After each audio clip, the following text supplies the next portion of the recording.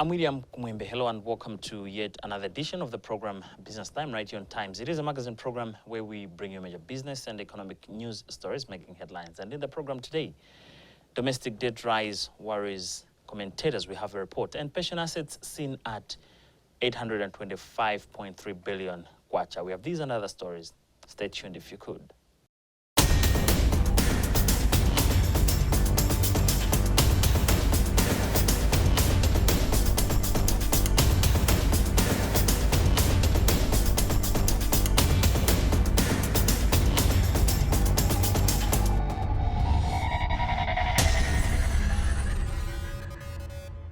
Hello and welcome. In our main story in the program today, Malawi might be in a debt dilemma as domestic debt is said to be growing at an annual average of 51.8%. The government expects to spend over 14% of the national budget to service the loans in the years to come. This is according to figures from the Center for Social Concern, and commentators worry over the rising public debt, warning of serious implications of poverty levels if not controlled. The firm has since said the situation is a reflection of further deterioration of the economy and public finances. But what is the way out? This is a question we attempt in this report.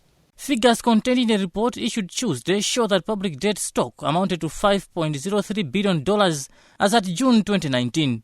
Addressing journalists when disseminating the report, CFAC Communications Officer Vitas Dana Abobo said the situation is worrisome and a serious threat to the national economic growth agenda. We realized after the report was done on Malawi's indebtedness that the results need to get to every Malawian. It's all Malawians who are going to pay for this debt, and even our own children, grandchildren, for some of the debts that are long-term, are going to pay for it.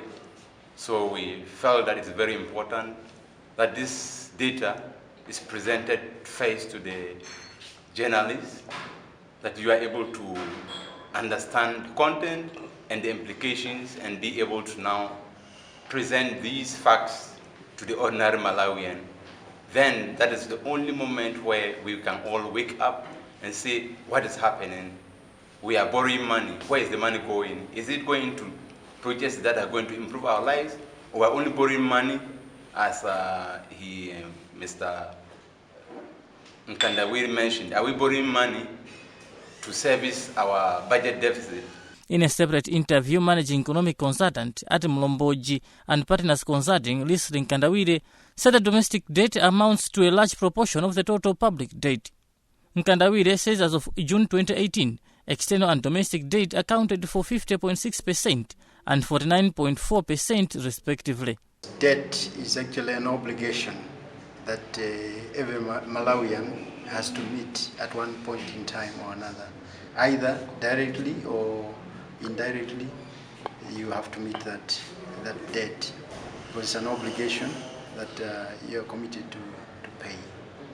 If we continue paying such heavy amounts of debt, what it means is that the resources that would have been invested in some productive sectors to build our hospitals or to build schools or to build some maybe irrigation facilities, that those resources will have to be diverted to go and pay for something that has already been consumed. So this is an issue that will affect the development of the country. Debt per se is not bad, because any country, or even you as an individual, you have resources. You have a resource part and you have an expenditure part. So debt is one of the things that we resort to because we find that our domestic resources are not there to invest. So debt per se is not a bad thing, because we need the resources to develop. What is important is for us when we contract such debts is that we need to invest that debt into a sector that will pay back. You have to invest into something that can be able to pay back that debt. If you just borrow to spend, it means there's a problem. Now the borrowing that is done for Malawi, the aim is to develop, is to build our economy. And The problem that we're seeing now is that many of the debt that has been contracted in the past, we can point to certain things that we borrowed for. When presenting the 2019-2020 National Budget of Parliament, Finance Minister Joseph Mwanamveka considered that government is facing challenges in the areas of fiscal deficits and public debts. But in an interview, Mwanamveka said with the policies the government has put in place, it is envisaged that debt will soon be declining in the medium to long term. As at end December 2018, government debt stood at 62% of the GDP. The government targets to reduce domestic debt to 20% of GDP by 2023. Now, pension assets have been growing in the country and now stands at 825.3 billion kwacha, representing 16.3% of the GDP. The assets were seen at 716.5 billion kwacha as at end of 2018. Figures from the Reserve Bank of Malawi show that quarterly pension contributions is now at around 25 billion kwacha. Business Time caught up with Kaluso Chihana, who is RBM's chief examiner for life insurance and pension funds, for an insight into the trends. Chihana, however, feels low flow of the funds towards infrastructure development projects remains a challenge.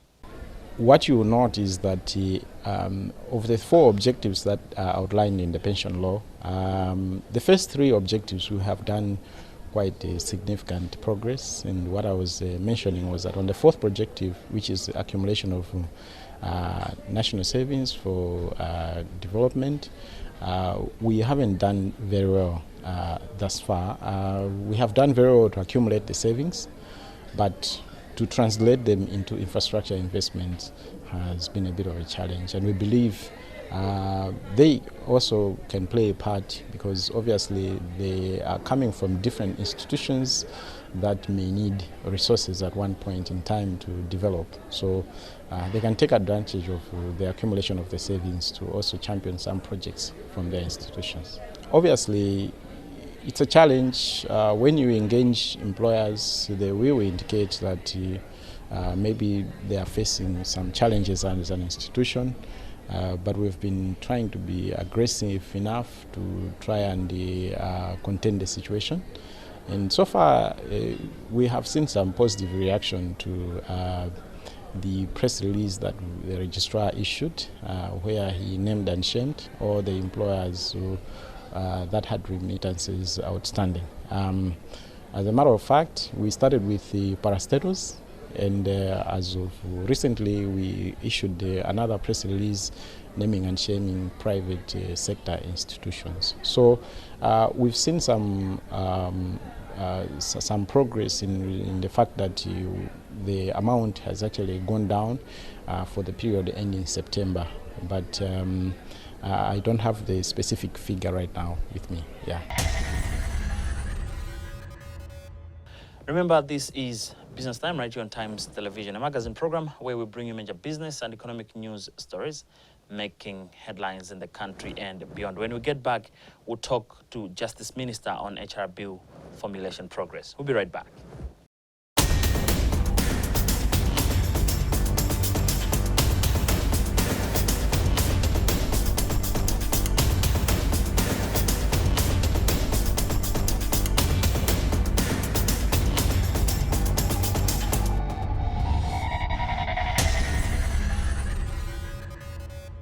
Welcome back. The Minister of Justice has reaffirmed the government's commitment to see the human resource HR management in Malawi bill, which would regulate the HR profession in the country, tabled in Parliament soon. Minister responsible Bright Msaga said this when he opened the Institute of People Management Malawi annual conference held under the theme Energizing Business Leadership, a focus on human capital management. As part of the formulation process, the government has been engaging stakeholders for their input into the proposed law. We have the whole story in this report. It is that time of the year again when HR managers meet and bang heads. This year, they are here at Sanbed in Kopola, about 350 of them. The Institute of People Management Malawi annual lectural conference is held under the theme Energizing Business Leadership, a focus on human capital management. Minister of Justice Bright Msaka was guest of honor. He reaffirmed the government's commitment to see the HR management in Malawi bill, which would regulate the HR profession in the country, tabled in Parliament soon. Many professional bodies need to have an act that regulates them so that everybody understands what is expected of the body and of being a member of that body, the do's and don'ts of being a member. We have pieces of legislation that regulate lawyers, that regulate accountants, that regulate engineers, and various other entities. But strangely, yet not a piece of legislation that regulates human resource managers. And that is a serious shortcoming. And therefore, government is supporting the effort of the IPMM to come up with a piece of legislation. We are now in the final stages of drafting that bill, and I believe that within the next few months, this should come before Cabinet and then eventually to Parliament. If adopted, the law will help govern the profession and improve its effectiveness. Msaka then challenged the HR professionals to be well-trained, ethically guided, disciplined, and stimulated human resource management practitioners to meticulously and sustainably drive the reforms agenda in both public and private sectors. Human resource management is key for the success of an organization. If we mismanage human resources, organizations can collapse. Countries can go into endless human resource strikes, and therefore the economy would suffer. So it is important that we have a cadre of professionals in human resource management that know what they're doing and are able to manage personnel well. IPM Malawi president is Michael Ndafirankande. The future is in our hands because, look, there are issues of technology, issues of the young generation. There are debates about whether people should be physically sitting in the office or they can do their work outside the office. So basically it's to start changing the way we think, changing the way we do our work. But the minister essentially was talking about the bill. As you know, we have talked about the bill for a long time. And listening to the minister, there's a lot of support because we are almost at the level that the bill now is going to the cabinet and eventually to Parliament for enactment. Currently, the association boasts of having over 350 paid-up members. The National Planning Commission, NPC, feels lack of clear focus in the national budget is one of the major constraints to sustainable economic development for the country. NPC Director General Thomas Muntali said this in an exclusive interview with Business Time. The Commission is developing a successor plan for the Vision 2020. Our journalist, Eli Kimsigidi, caught up with Muntali in this interview. The process of transformation takes a long time. But what is critical is for that process to start. And I think you cannot say it's going to happen tomorrow, the other day. But I think if you're projecting to say, come 2063, our population should be having the minimums that is required for a wealthy nation. And as I kept on saying in there, our definition of wealth is when you are able to go to a health center and find all the basics that you need in a health center. If you go to a school, you find all the necessary amenities that a school would offer. If you go in a house, you are able to have each house being able to have nutritious food in the morning, afternoon, and evening. So once you have those minimums, the others really are alternatives. I mean, it is more or less like when you are in a setup where you have countries like Zimbabwe, where some of us have spent quite a bit of time, countries like Rwanda. The issue is, if, for example, I'm trying to move from a public to a private school, it's not because the public school is bad, but I'm saying I think the private school is offering other extracurricular things like swimming, tennis, golf, maybe some other languages. Some languages, you know, Chinese and stuff like that. But the basics of the curriculum, sciences and everything else is the same. When you reach that level, Eric, then you're saying Malawi is getting somewhere. You are now looking at alternatives. If a household is able to have all the basic nutritious food, but they're saying, oh, we should now eat sausages, we should now eat this, they're having alternatives. You are there. And I don't think that can take a long time. It is really about prioritizing. Our resources that we have at the moment are adequate for us to cater for this kind of life. I can tell you that one of the challenges that we're faced with now is we're spreading our resources very thinly. For example, if you're looking at the number of roads that we're trying to start in the national budget at one time, about 22. So you have Chapananga here a bit, Nyika Road, 5 kilometers, you have Tegeran Road, 5 kilometers. Let's imagine that we only concentrate on 3 roads. You do good roads, finish them within a year. But at the moment, because sometimes maybe it's about trying to please each other, because my other minister comes from here, my fellow MP comes from here, so it comes to me and says, but but I think if we go to sit down and face the reality as a country, to say, for the good of this country, can we together be starting to pull together and say, okay, what are the 3 key strategic goals that we want to start? Finish them and start another one. If, for example, we're building secondary schools, it's not a bad thing, but can we begin to, the secondary schools that we already have, can we give them all the required teachers, laboratories, materials, everything? I would rather have my child travel 20 kilometers, 50 kilometers to a secondary school that everything is available than for them to travel 5 kilometers to a secondary school where there's no teacher. Because the quality of the population that you are building is garbage in, garbage out. If you have a few quality people, as they say, I would rather be led by 5 lions, all right? A team of only 5 lions, than I should be led by a team of 20 hyenas. Because at the end of the day, what you want is the quality of the of the human capital that you have. It means a lot. You can just be very few, but the impact will be something else, because you know exactly what these guys are able to deliver. You go in an institution, if there are 5 or so top-notch guys that are delivering in that institution, you think that there's a whole group. And when you sometimes ask, how many are you? Said 5. No way. No way. But you can have another institution with so many people, but they're grappling, they have no idea what's happening. So I think it's a high time for us to reach that level of minimums.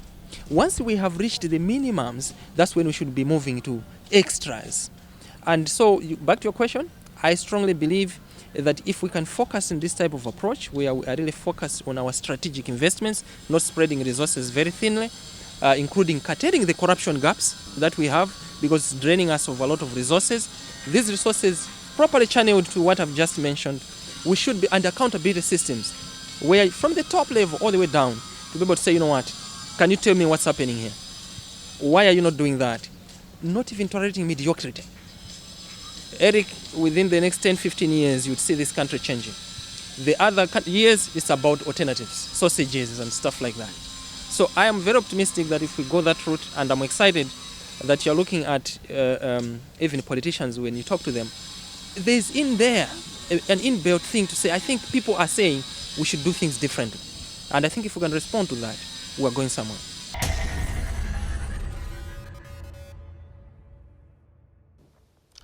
Now, management consultancy firm F&N Consultants says the country needs to be aggressive in training HR professionals if it is to remain competitive in the world of work. Fred Nyirongo is F&N Principal Management Consultant and was speaking on the sidelines of the Institute of People Management Lecture Conference in Mangochi recently. He explains in this interview. We are a management consultancy firm. We build capacity for people, for employees in organizations. We add value to the corporate. We add value to the corporate in the private sector, public sector, what have you. It's priceless value that every organization gets from people in HR and admin. I remember there was a time in the past that HR was an auxiliary service, sort of not the main one. But now every organization needs to look at the human resource as any other organization resource, like financial, what have you, because it's what drives everything. Because we're living in an environment where change is so fast. You've got to have people that are able to anchor that. And nowadays in the organization of this era, the HR person is a change agent, main change agent in every organization.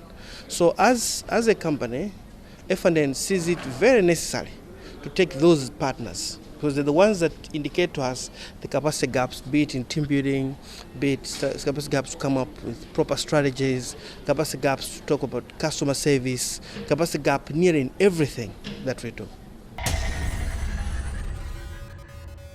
Well, with that story, we've also come to the end of today's edition of the program Business Time, right here on Times Television, a magazine program where we bring you major business and economic news stories making headlines in the country. On behalf of the entire production team, my name is William Kumwembe. But always remember, if it doesn't make money, then it doesn't make sense.